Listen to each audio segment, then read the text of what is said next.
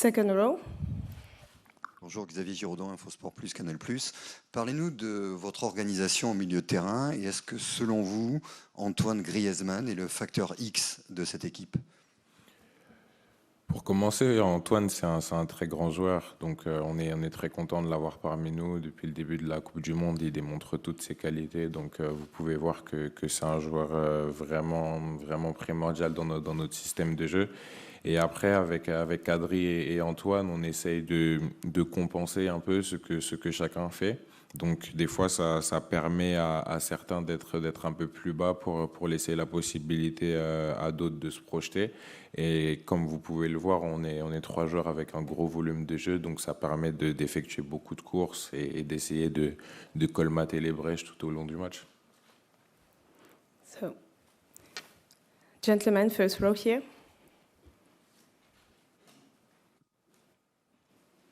ناصر خالد مراسل موقع كورة.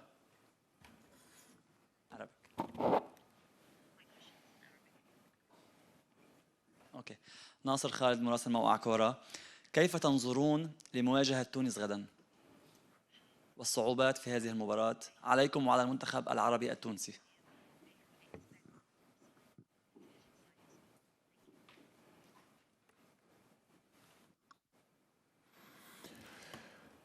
Déjà, pour commencer, la Tunisie est une très bonne équipe, donc on sait qu'on va faire face à un match rugueux contre un adversaire qui aura à cœur de tout faire pour remporter ce match-là. Après, nous, de notre côté, malgré le fait qu'on soit déjà qualifié, on se doit, de par notre maillot et de par notre esprit de compétition, de tout donner pour gagner ce match.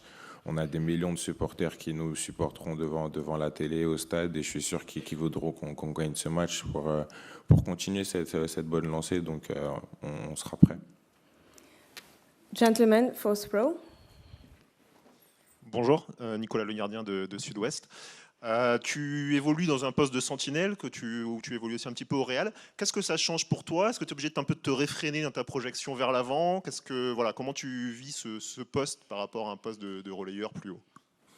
C'est sûr qu'entre le poste de sentinelle et de relayeur, il y a une différence. Le poste de sentinelle demande peut-être un peu plus de sobriété, dans le sens où on doit beaucoup plus assurer l'équilibre de l'équipe. Donc forcément, des fois dans le match, il y a des moments où j'ai envie d'y aller, où je me dis non, parce que je sais que derrière, s'il y a une contre-attaque, il faut que je sois en place. Donc c'est un rôle qui me tient à cœur. Je suis content d'avoir ce rôle-là dans l'équipe. Et à partir du moment où on gagne et que tout se passe bien pour nous, si tout le monde remplit son rôle, tant mieux. Gentlemen, second row. Bonjour, Aurélien Philippe Sansfourche pour RTL. On attend beaucoup de changements dans l'équipe demain. Ces derniers mois, ça n'avait pas forcément réussi à l'équipe de France quand il y a eu un peu de turnover dans l'équipe. Je pense par exemple au match au Danemark et notamment derrière. Est-ce que tu penses que les deux premiers matchs de cette Coupe du Monde ont donné des garanties nouvelles qui permettent de penser que même en faisant tourner, le niveau de jeu de l'équipe peut rester constant à haut niveau? Je pense que la vérité de chaque match est différente. C'est vrai que dans le passé, ça s'est peut-être un peu moins bien passé. Mais c'est une Coupe du Monde, donc c'est sûr que les 11 joueurs qui vont commencer le match de demain auront un cœur de montrer leur meilleur visage et de tout faire pour gagner le match. Après, dans le match, il peut se passer ce qui se passera. Mais en tout cas, je ne me fais pas de soucis par rapport à ça. Third row. سؤال باللغة العربية.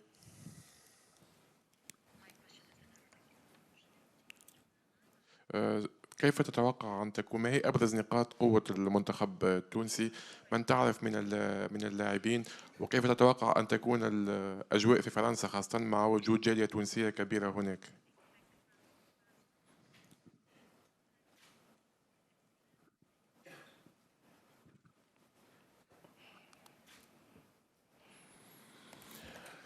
Comme je l'ai dit tout à l'heure, l'équipe tunisienne est une équipe forte, rugueuse, avec des joueurs talentueux qui sont techniques. Ils ont cette capacité à mettre beaucoup d'intensité dans leur match. On a pu le voir lors du match contre le Danemark où c'était un match avec énormément d'intensité.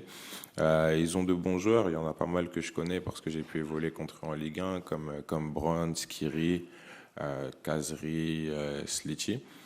Donc, comme je l'ai dit, on s'attend à un match difficile contre un adversaire qui va tout donner, qui plus est avec l'apport de leurs supporters qui sont venus en nombre au Qatar.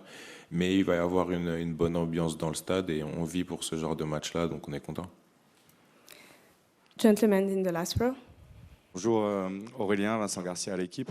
J'ai une question un peu précise sur la vidéo. Alors on sait qu'en club, les entraîneurs utilisent pas mal la vidéo. Comment ça se passe en sélection avec Didier Deschamps? Est-ce que vous l'utilisez beaucoup? Sur quel thème? Est-ce que c'est collectif? Est-ce que c'est individuel? À quel rythme? Tous les jours? Quelques fois par semaine? Juste avant les matchs? Est-ce que vous pouvez nous préciser un petit peu voilà, comment le coach utilise la vidéo? La vidéo, c'est un outil important dans le football aujourd'hui. Tous les entraîneurs sont friands de ça à des degrés divers et variés, mais c'est vrai que le coach, il nous fait de la vidéo assez régulièrement, pas tout le temps non plus, mais on sait qu'avant chaque match, on aura une vidéo précise sur l'adversaire, le type de jeu, comment il joue, et après, ça peut lui arriver de faire des vidéos individualisées avec certains joueurs pour des ajustements, pour montrer ce qui va pas. Donc, c'est un outil qui est intéressant. Gentleman, second row. Dariusz Faran, I'm from Poland, so my question will be in English. I would like to ask you about the Poland national team because we are a potential rival of France team. And do you have any preferences? Maybe you would like to avoid Argentina, or it doesn't matter who you play against in the round of 16. Thank you very much. Non, pour moi, il n'y a pas forcément de préférence. Le plus important, c'est de se concentrer sur le match de demain pour être sûr d'être premier, même si on a de fortes chances de finir premier de ce groupe. Et ensuite, je ne sais pas s'ils jouent avant ou après nous. Bon, comme ils jouent à 18h, je pense qu'il y aura sûrement un match. Comme on joue à 18h, il y aura un match après. Il n'y a pas de préférence. Les huitièmes de finale, c'est là qu'il y a forcément les meilleures équipes dans la Coupe du Monde. Tu n'as pas le droit de te cacher. Donc, quoi qu'il arrive, au bout d'un moment, tu joueras des grosses équipes. Donc, Argentine, Pologne, Mexique. On sera prêt en tout cas. Bonjour Aurélien. Benjamin Corrès pour Le Parisien. Tu joues au Real Madrid avec Eduardo Camavinga. Est-ce que tu lui connaissais des aptitudes pour jouer au poste de latéral gauche? Est-ce que tu les découvres aujourd'hui? Et est-ce que vous avez parlé d'une possible titularisation demain pour lui? Et question un peu plus rigolote, on vous a vu jouer au piano hier. C'était pas mal. Hein. Ça a l'air d'être une nouveauté, une nouvelle lubie aussi. Est-ce que tu peux nous raconter comment vous avez appris ça? Est-ce que tu joues du piano? Et est-ce que ça peut être un cours d'apprentissage pendant cette compétition? Merci. Alors, pour commencer, des aptitudes de Kama latéral gauche, non, moi je les avais pas forcément vues, et c'est pour ça que je suis pas coach. Mais le coach a décelé des qualités chez Kama qui font qu'il puisse nous aider à ce poste de latéral après la blessure de Lucas.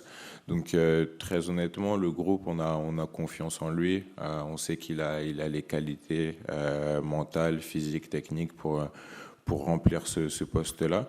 Et s'il a l'opportunité de jouer demain, on est sûr qu'il montrera le meilleur visage possible. Concernant le piano, j'ai jamais fait de piano de ma vie. Très honnêtement, c'est la première fois que je jouais. Quand j'ai fait la vidéo, j'avais appris depuis 24 heures le son. Donc, ouais, c'est pas mal. Comme vous avez pu le voir, on a une belle vie de groupe. Il y a différents pôles. Il y a le pôle poker, le pôle cartes, Uno. Et là, il y a un petit pôle musical, donc on espère qu'avant la fin de la compétition, on pourra faire un petit concert. Okay, next question, gentleman, third row. Rebonjour, Jérémy Talbot pour l'AFP.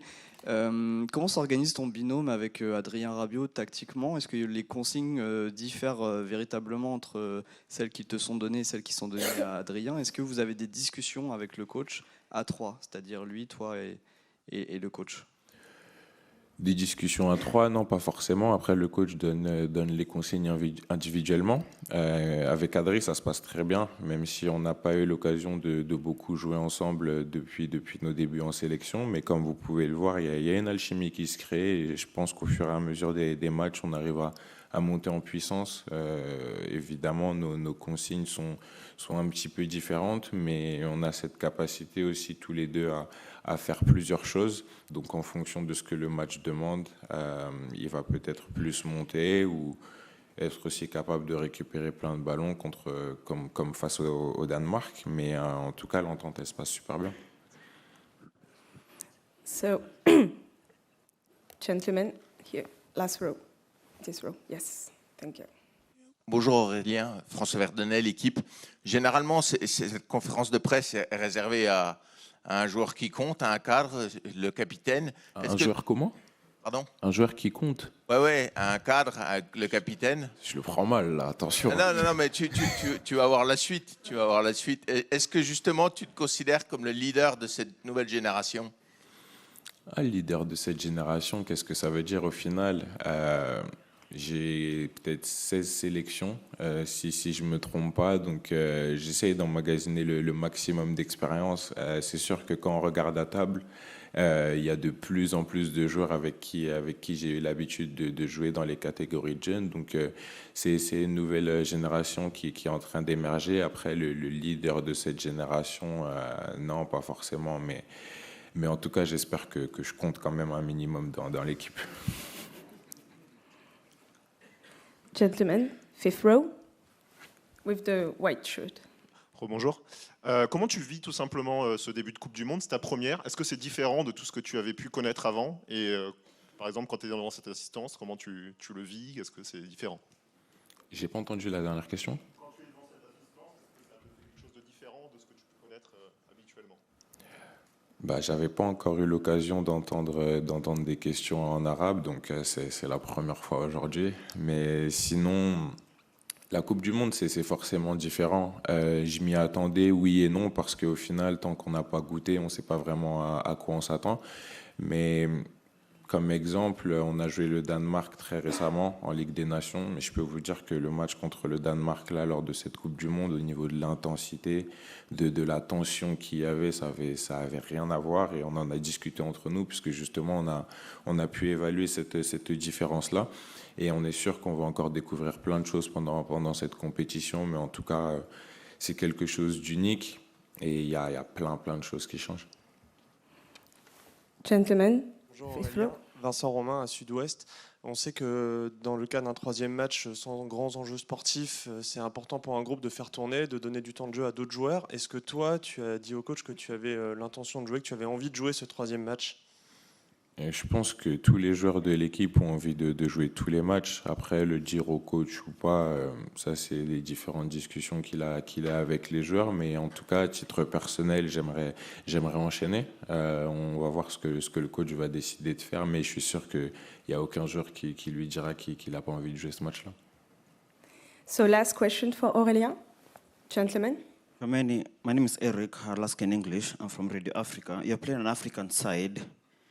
And this year we've seen some of them play really well, and although they're not yet to the next round, what's your take on how the African sides have played so far in the World Cup? C'est vrai que les équipes africaines, elles jouent bien. On a l'occasion de voir pas mal de matchs.